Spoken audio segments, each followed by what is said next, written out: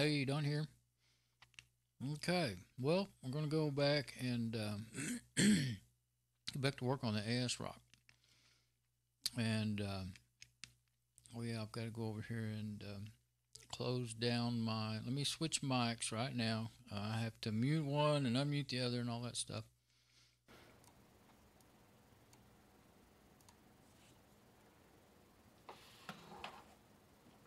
Okay, we should be working on our, yeah, let's go to the desktop.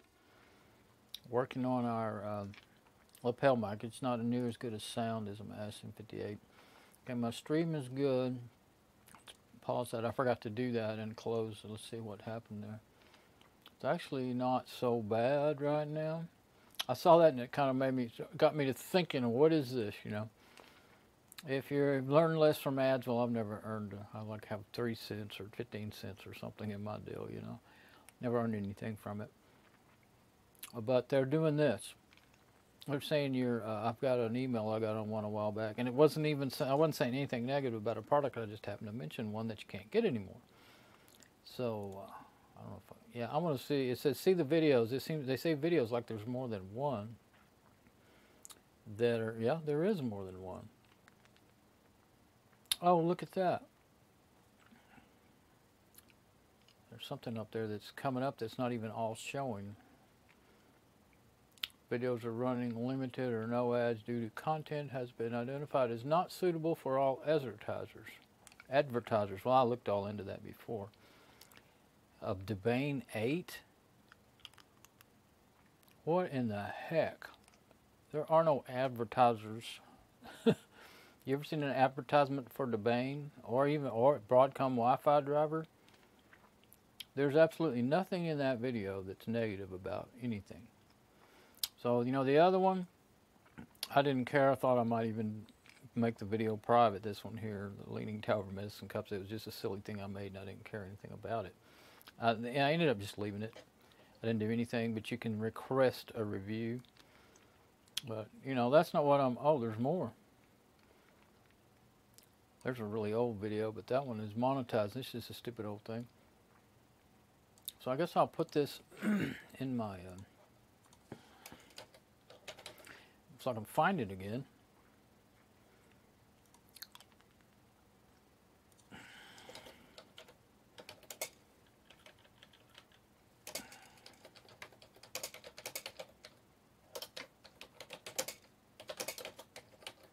Not suitable for ads. Okay.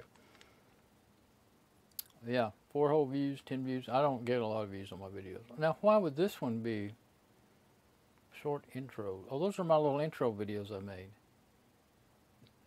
They say nothing negative about the product. All they are is this is intros I made to add, you know, to edit into my videos. I thought they were private, actually. They used to be. Oh, they're unlisted. They're unlisted. How would anybody ever see them anyway? This, people are always talking about the terrible YouTube, what you call it, the program. This, they call it, I don't remember. Anyway, the program that you know automatically does all this. The I want to say script, but anyway, I always forget the right words right when I want to say them. I had to get a cough drop. I've been testing so long today, getting ready to make a video. Yeah, that's getting aggravating. Look at that. All 1, 2, 3, 4, 5 videos that not a single one of them. This is the only one that actually even mentions the product by name. I mentioned something. I won't say it because then I might get one on this video, huh? Okay. That's weird. Okay, let's get out of there. Maybe some of these people with popular channels will say something up to, you know, kind of.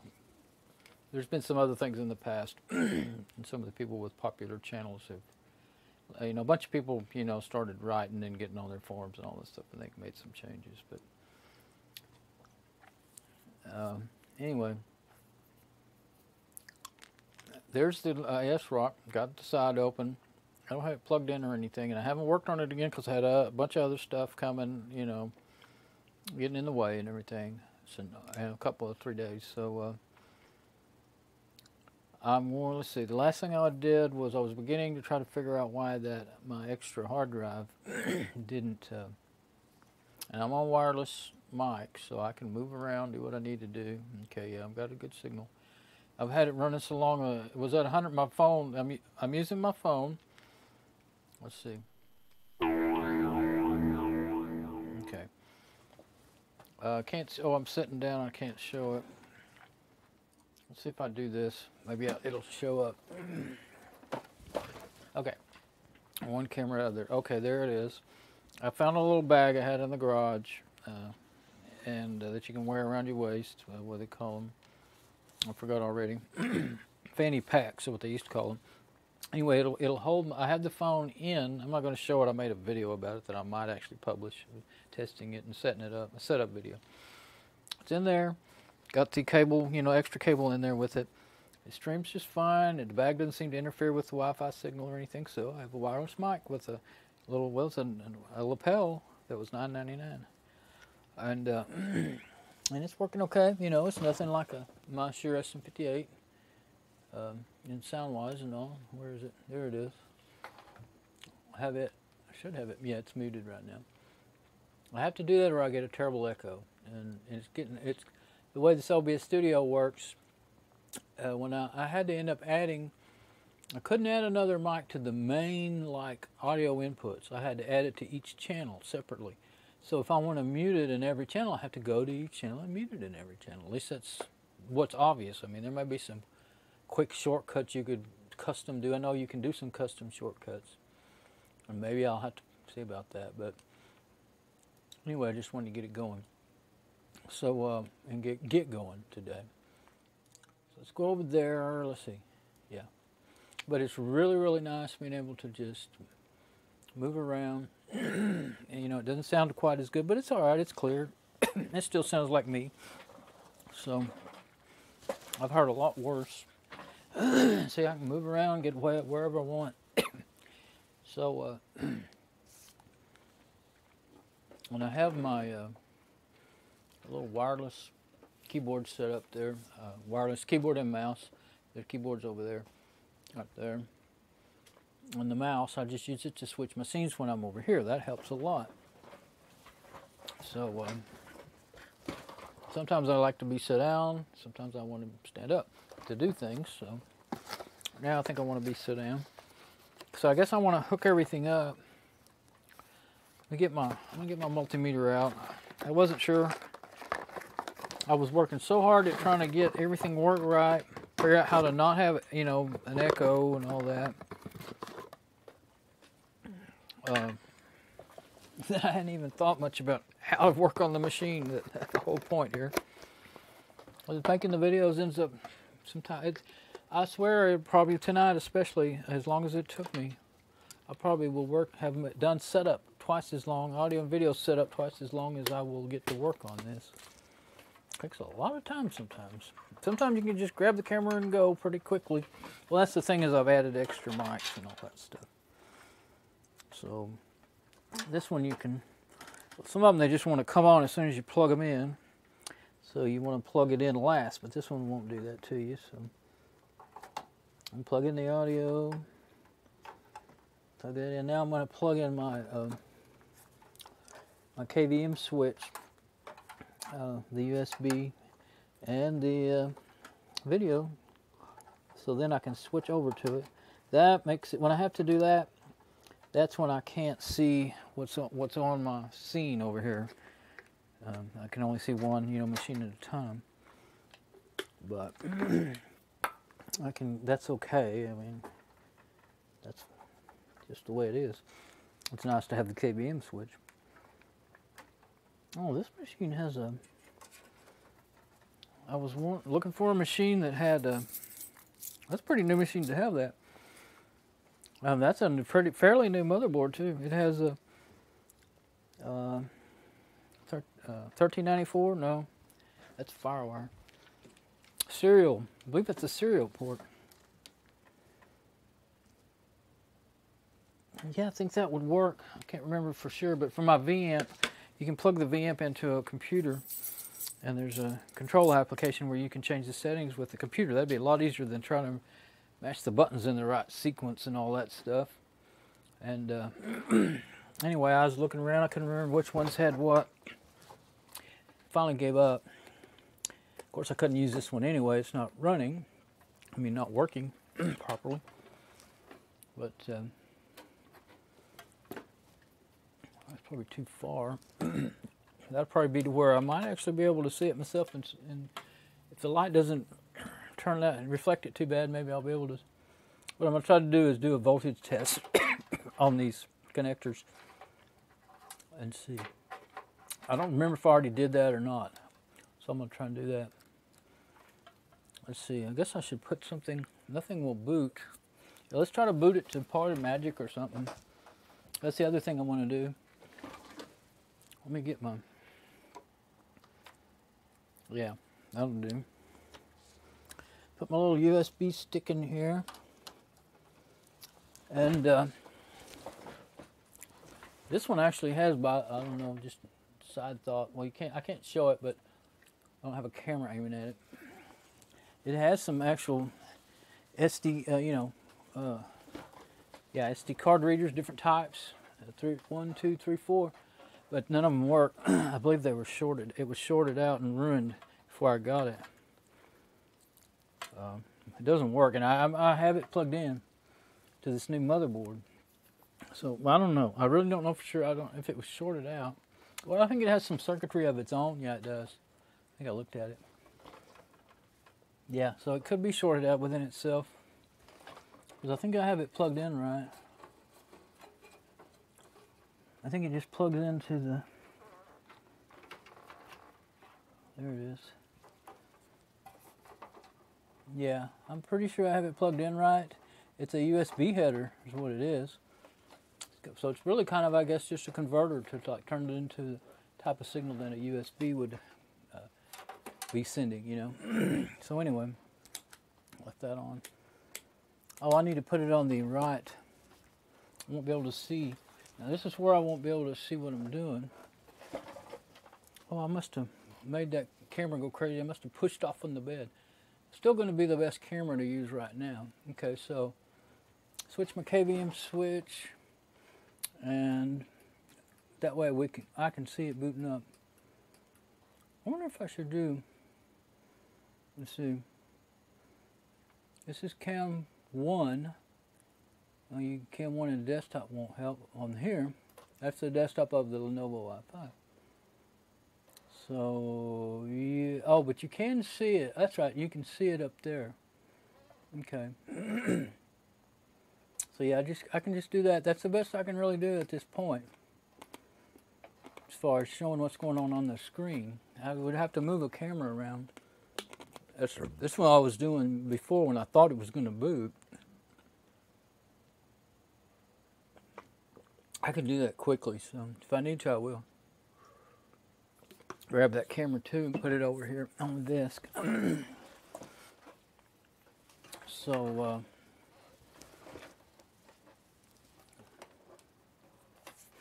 I'm going to try booting it up. And since my KVM switches my mouse and keyboard, even the wireless mouse it should be working. I think it would work even during the boot part.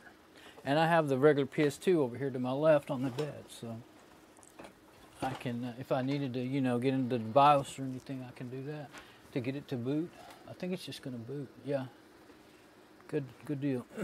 So I guess I'll grab this wired keyboard once it gets, you know, let's put it right up here. I guess this should be where it can be seen.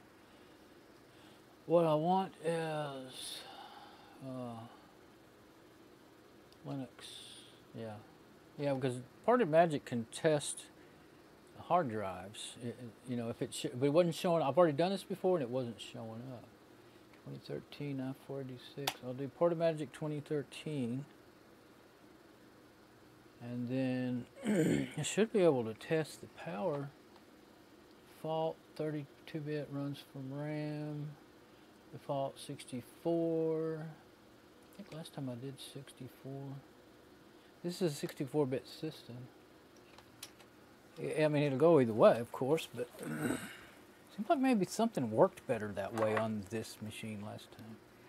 Okay, so, and I couldn't see the hard drive though last time. My second hard drive. First hard drive with the broken Windows boot. And the first boot wise is what I mean.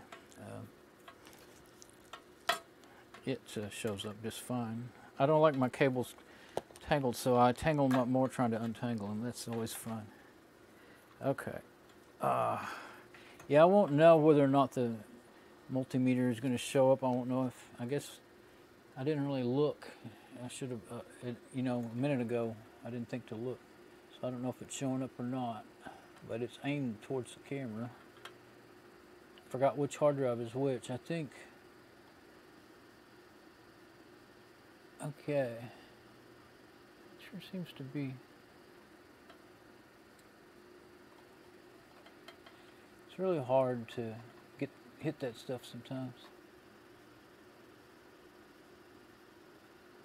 Oh, that would be, I was saying 5 volts, but that's supposed to be 5 volts. Okay, so that's good. Thing is, I just don't know which one. I could have went into BIOS too. Just, well, that wouldn't tell you what's going to here. It's not working. I'm not hitting the pins. It's hard to hit the pins with these short pointers on these things, but they'll sure poke the crap out of you.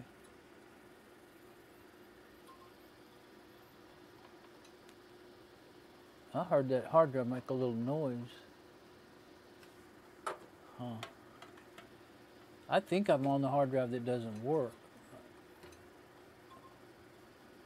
Yeah, it's trying to spin up. I might have just figured out what's wrong. May not be making good contact. Okay, yeah, 12. Yeah, 1198, 12. Maybe the hard drive did die. Okay, now because I'm pretty sure, let's get that, I can't switch views though, with it like this. Let me just get my magnifying glass and see if I can see. Oh, okay. I think I was causing the Maxer, I think, if I remember right, yeah, that's the only one I could possibly have seen. It's the 30 gigabyte, the one that's okay. Now let's see if the other one's getting 12 volts.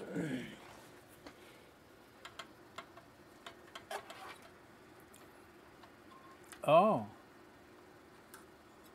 I think my connectors are loose at some point.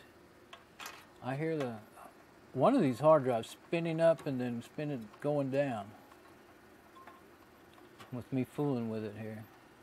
1190, 12 volts, right on the money. Yeah, but which one? Either that or it's just doing that. I think my jumper may be a problem. It seemed fine. No.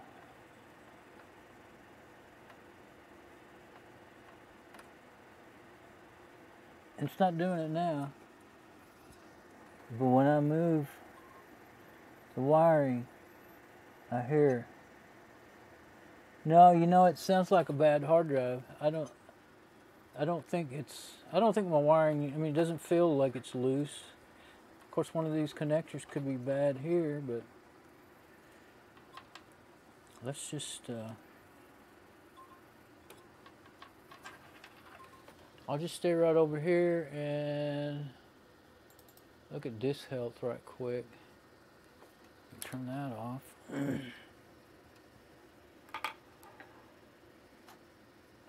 Put this back up in there. Kind of where it would kind of normally be.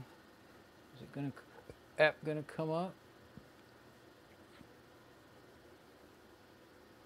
I can see that pretty well actually from over here because it made the big text this time. It's in a little. But, I don't actually need that sitting up there in the way right now. Just put it over here out of the way.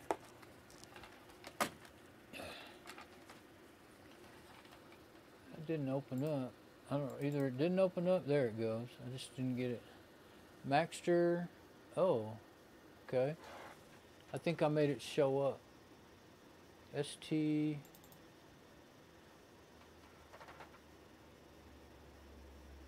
And I'll just tell about it because, yeah, it passed this test. That's the Maxter. I don't think, yeah, 30 gigabytes. Okay. And the ST should be the Seagate. It passed. They all have errors and stuff, you know, some errors. And where's the size? 250. I thought it was 200. That's 200 gigabytes, so that's not the drive I thought it was. There's another Seagate device. Cannot retrieve smart data. Show output. Mass storage device. Why is it showing up as Seagate? Oh, it doesn't say Seagate, it says storage device. Unknown model. That might be another partition on that SD card that I'm booting to. Okay, so now it shows up. Now why? It must have been me wiggling around on those wires. Maybe it actually seemed that it started happening when I was trying to probe these. That's what's weird. I don't think it's... Oh, that does make it make noises. I think it's actually my connectors. You know what? I remember, you know, when you got two hard drives plugged in, you can't tell. When I do that, I hear a bunch of noise out of that hard drive. I remember one of my older hard drives, if every time you wiggled the plug, no matter which machine you had it in, it would do that. It would connect and disconnect. It was like there was something loose on the, just a little bit loose on the, they'll call it board, you know, the on its actual board. So tonight guess I'm already tired. I'm losing my words here. Okay, so I can do remote desktop. And that may be just exactly what I want to do. Let me get this keyboard out of the way. I'm trying to figure out where I can set things and have it not be in the way, but where I can get to it quick when I want it. Okay, so let me slide back over here. I think what I want to do is get the little cam out to show what I'm talking about. The little. Now I can switch. Yeah, I can switch back to the other machine. Well, before I do that, while I'm over here, let me get on the disk help again. It's disk health again, and let's see if this time it's taken a while. It says running smart C2RLD.